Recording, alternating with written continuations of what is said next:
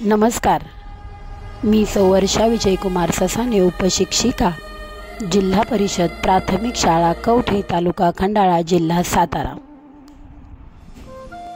आजच्या मोबाईलच्या जगात वाचन विसरणाऱ्या पिढीला वाचनाचे महत्त्व सांगणारी माझी गौराई, ज्ञानेश्वरी व नवनाथ भक्तिसार वाचणारी गौराई फक्त अध्यात्माचे महत्त्व सांगत नसून या ग्रंथातून मिळणारे जीवनाचे सार सांगत आहे।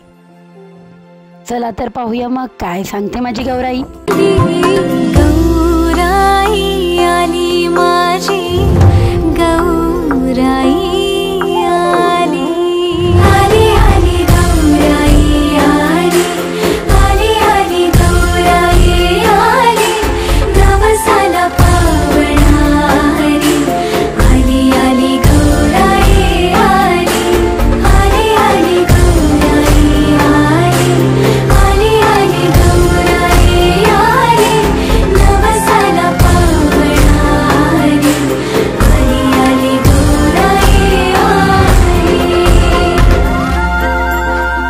गौराई आली माझी गौराई आली आली आली गौराई आली आली आली गौराई आली नवसाला पावणारी आली का गौरी? हो, ठीक आहे।